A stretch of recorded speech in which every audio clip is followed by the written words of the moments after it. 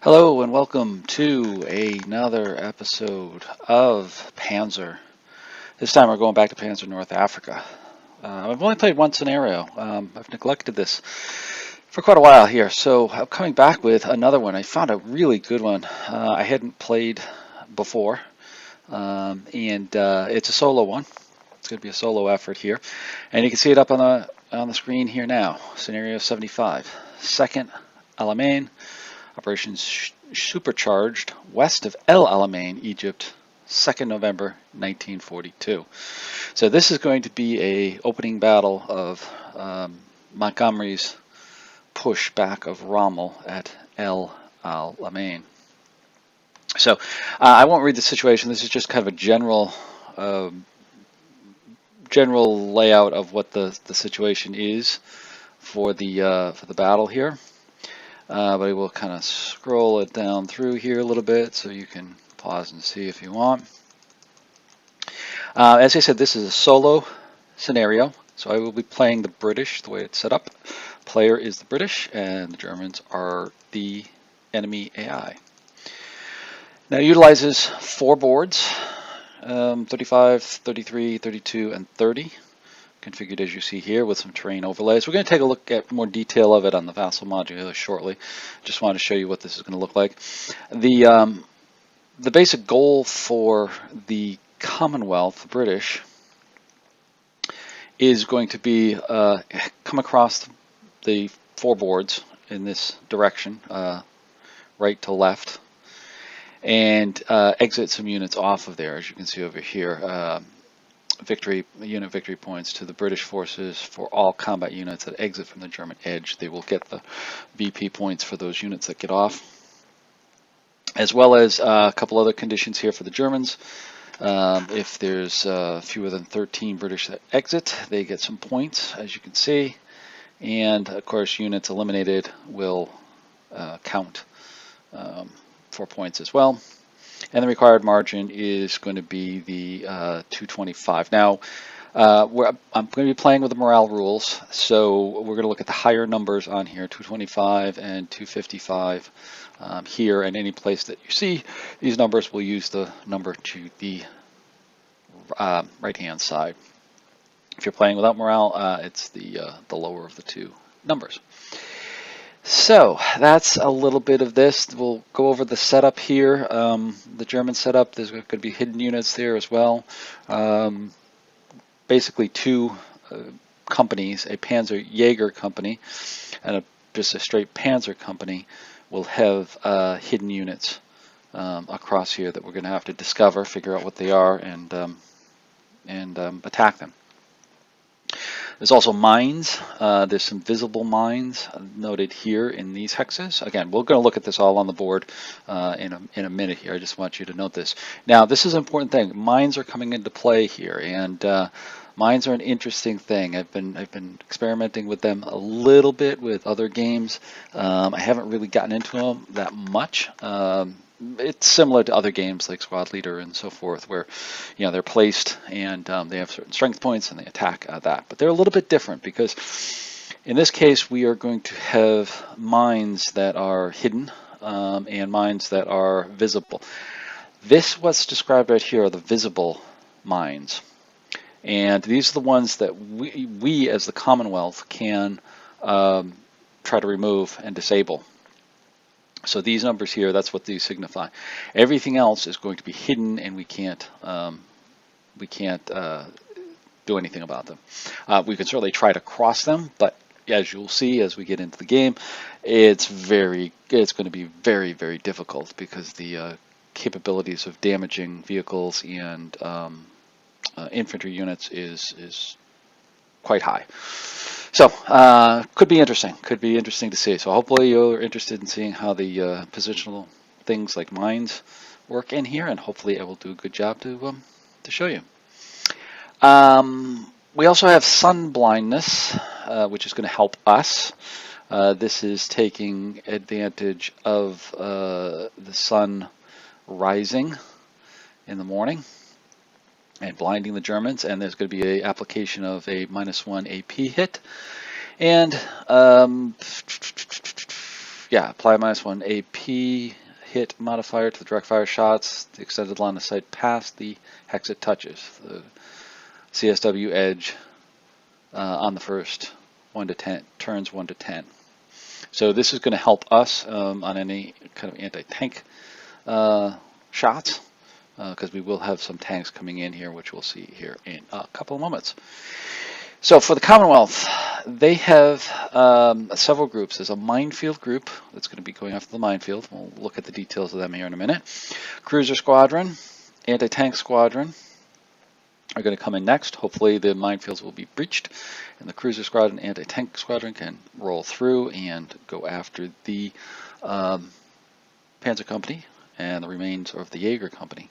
That'll be on the board. Then there's also Battalion HQ, so this will get into, we are using command span, and this will get into a little bit higher level of command, because we'll be using not only company level commands, but also now battalion level commands, and it will introduce that there as well. So they'll come on next with another medium cruiser company. Those are going to be Sherman 3s, Lend-Lease equipment coming in there as well. All right, so we've got quite the British force coming in. A little bit more here on the what they're eligible for path movement and so forth. We've got some special rules over here, kind of alluded to some of these already, like the command span rules and the minefields, and other things here. We are using morale, as I said, over here. Also some special rules about when the Germans can engage. So the Panzer Jaeger Company roll on the command table if one of our units is 16 hectares or less from the nearest British unit. So once we get into that range, they will roll for their command and see if they get some sort of command on there. Again, we'll go through the whole solo rule procedures to spot and so forth as we go along. But they have some range limitations, so they can't hit us pretty much when we get on the board. There's a couple hex buffer for us, and the same thing with the Panzer Company, which is deployed behind them. We will use special ammo. There's some soft sand. We'll probably avoid that, but there's soft sand which enables bogging and higher movement points. Also, a section of one of the maps, maps 35, is not used. That'll be blocked off when we see the map. So let me continue on and show you the German forces here. So the German forces that will be facing will be a varying group depending upon what we see here. So we've got the Panzer Jaeger Company, which we just mentioned, which has potential of a PaK 75, a 88 flak, and a Marder 2, Marder 3. Our main enemy unit is going to be a 75mm gun, so that's what we're going to be checking for when we get into range, and it has a potential of shooting at us with that. So we've got to watch out with our vehicles and our infantry to some degree, because it can fire general purpose HE ammunition there as well. And then you can see the rolls that if we discover one there, what the numbers will be. You also see some of these are veteran units, and well, all of them are veteran units, I should say. I'm not sure why that's like that, but it's okay. And then we've got the Panzer Company, and that's going to be a series of Panzers, 3Js, long turret, long gun, the Panzer IV F1 and F2, another set of 88 flak guns, and then potentially some rifle and some SPW 251 /2s that can potentially be as part of our Panzer Company. So that's what we're going to be facing. Next, we move along to our Commonwealth force, which is going to be a mixture of New Zealand and British 9th Armor units. So the first one we have here is that minefield group that I mentioned a little bit earlier. This group is going to be the one that's going to attempt to breach the minefields. We've got a series of a headquarters unit with a forward observer. We've got 2 platoons of rifle units here, and I should say here. Let me do my here, and here. Those are our two platoons, rifle platoons. Notice they also have 2-inch mortars. That will come in useful, potentially for using smoke. I've got to check on that if they can. Then we've got a heavy weapons platoon, which is a set of machine guns, and 3-inch mortars, which I know they have smoke, so that'll help out. All of these are mechanized too, either on light trucks or white scout cars. Then we have an engineering platoon, basically 3 engineers with medium trucks. And then we have this special thing called a Scorpion. These are Matilda 3 tanks. And let me just stop the focus here for a moment. They're Matilda 3 tanks that have been modified, and that's what this big block of text talks about. Been modified with a flail attachment in front for destroying minefields. This is going to be our main weapon for breaching those minefields. These three tanks? They have the best capability of knocking through them, but of course they're going to be on the forefront. And as you saw with the Germans, we'll be facing 75s and 88s as well as Marder 3s. So we've got to be careful in how we employ them. Because even though we have engineers, it's going to be tough for them to breach those minefields, because they have to actually enter the minefield first, and when they do, they will be attacked by the minefield. So there's a good chance that they will take losses before they can breach the minefield. So we've just got to be careful in terms of how we do that. Next, we've got our cruiser squadron, which will come in. Series of cruiser 3s. We've got our headquarters units over here. Let me focus again. Here we go. Headquarters over here, which contains one command tank, and then one of these OP tanks, which is a special tank that was filled with, created for command, that had more radios and equipment like that, removal of ammunition and main gun. And just had a machine gun on there as well. So that's kind of a supporting tank over there. That won't be part of the main combat, or shouldn't be. But we still have that to allow for getting another unit off the board and such. Then we have platoons of Crusaders, one there, and then we have a platoon of AECs, Mark 1s, right there for reconnaissance. Okay, so that's next, and then we have our anti-tank company here. That's going to consist of command section mounted on a universal carrier, Bren carriers. Then we have a platoon of deacons, which are mounted 6-pound anti-tank guns on a armored vehicle, and then we have 6-pound portees as well, which are just 6-pounders mounted, sitting on the back of a flatbed truck. To move in over there. Then we have a platoon of mixed platoon of universal carriers, Brens, with ATRs and medium machine guns. Moving along here, we also have our battalion HQ, which consists of a Sherman 3 tank as the headquarters, and then two supporting units, one a Sherman tank, and then 2 Humber Mark II AA armored cars. And then lastly, we have our medium cruiser tank, which makes up the Sherman 3s. So we get headquarters, makes up 2 units, and then 2 platoons of Sherman 3s. Okay, so that's our forces.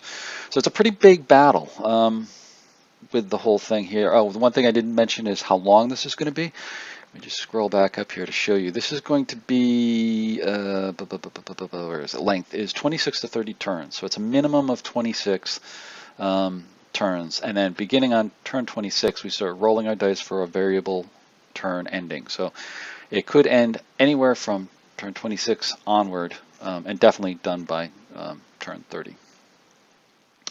Okay, so that's our scenario that we're playing. Now just a little bit of show and tell on the map. Here is our vassal map, and let me actually zoom out so you can see the whole thing here with everything deployed. Big thing you note right here, this is the minefields right here. These are the, let me focus this in again. These are the minefields that I mentioned before. In these minefields, there's several of them that we can potentially destroy and breach and break through, but a lot of these are going to the ones that are going to stay there, and we can't move. Then we will see the Panzer Jaeger Company is deployed with the red numbers. These are all their deployments, and you can see they're pretty close to the minefield, kind of providing that first line of defense for everything. And then behind it in the grays, these are all of the Panzer Company's positions. Notice they command the hill up here, and have a number of them up there as well. Then we also have up here that line of hexes is those hexes that we can't go in over there. They're blocked, so we can't sneak down the backside of the mountain to win the game. We've got to actually have to go over the mountain or come down the road. And I'll talk about tactics here in a minute here as well.